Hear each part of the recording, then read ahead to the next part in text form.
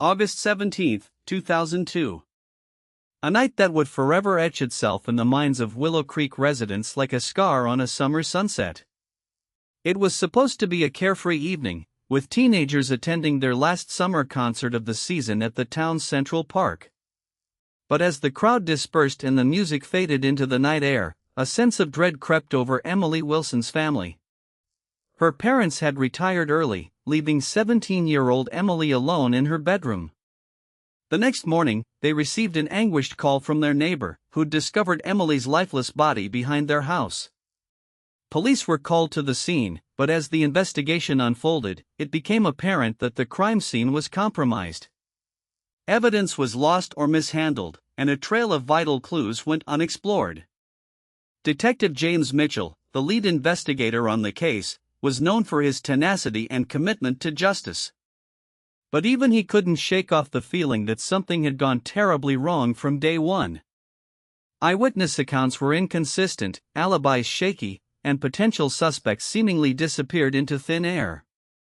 The official investigation concluded after a few months of searching, with no arrests made. The Wilson family was left to pick up the pieces of their shattered lives, trying to make sense of the senseless act that had claimed their beloved daughter's life.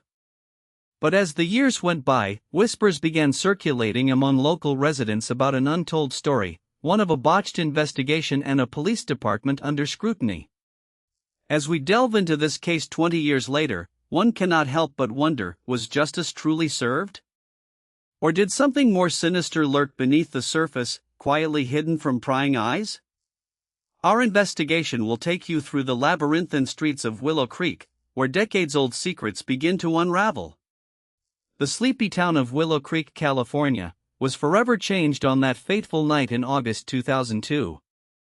The usually tranquil streets were abuzz with the sound of sirens and panicked whispers as the news spread like wildfire. 17-year-old Emily Wilson had been found brutally stabbed to death behind her family's home. As investigators rushed to the scene, they began to piece together the events leading up to Emily's tragic demise. According to eyewitness accounts, Emily had been walking home from a friend's house around 10 p.m. when she vanished into thin air. Her parents, frantic with worry, searched for her everywhere, but it wasn't until 11:15 p.m. that Emily's lifeless body was discovered by a neighbor. The investigation that followed would prove to be one of the most botched in Willow Creek's history. Detective Jameson, who led the case, had over 20 years of experience under his belt, but this crime proved to be his toughest challenge yet. As he scoured the crime scene for evidence, Emily's phone records and eyewitness statements hinted at a possible suspect, her ex-boyfriend, Alex Rodriguez.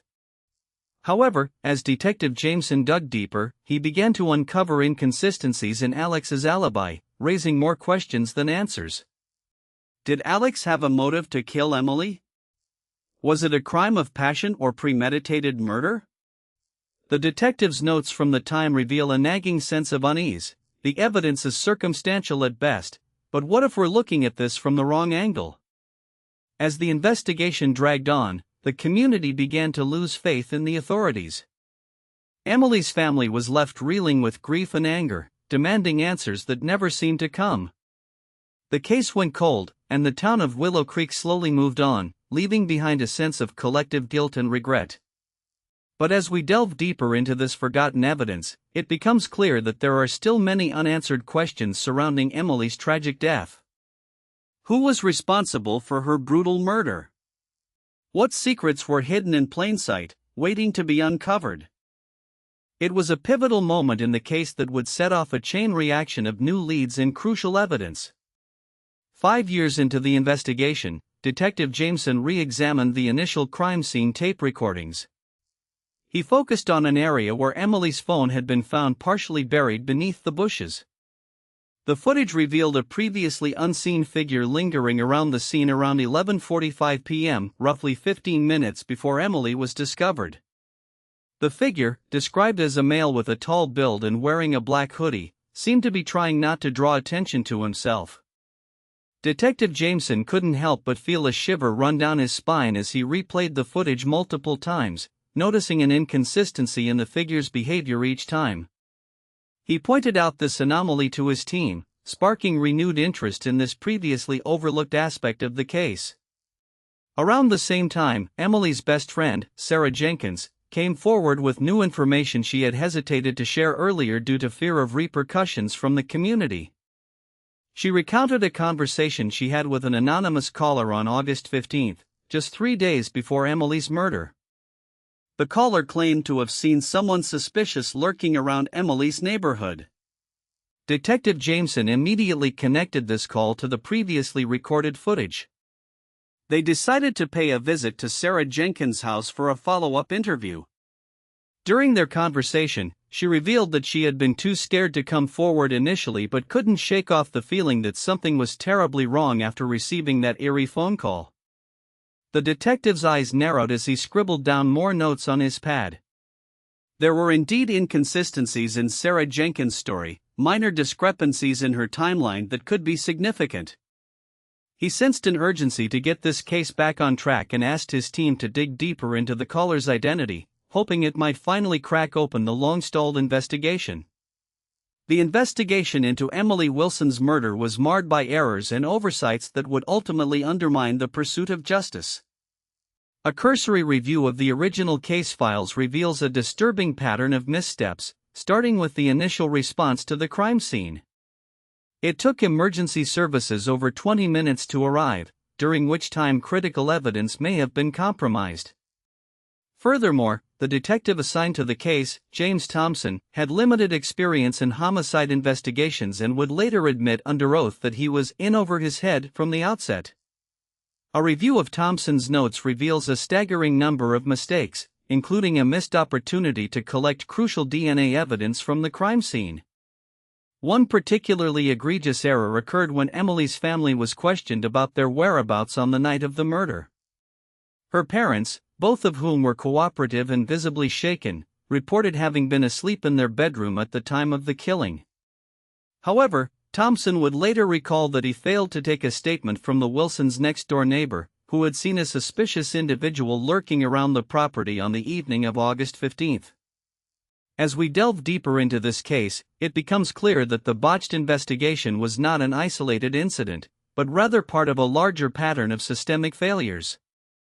In the years since Emily's murder, numerous other high-profile cases in Willow Creek have raised questions about the competence and accountability of local law enforcement. The consequences of these failures can be seen in the shattered lives of families like the Wilsons, left to pick up the pieces after justice was denied. The real-world implications of this case extend far beyond the confines of the investigation itself. They speak to a deeper crisis of trust and confidence in the institutions designed to protect us. In an era where police brutality and misconduct are increasingly in the spotlight, the lessons of Emily Wilson's murder offer a stark reminder that justice can be cruelly absent when it's needed most. Detective Jameson's files were stacked high on his desk, a constant reminder of the case that had haunted him for 2 decades.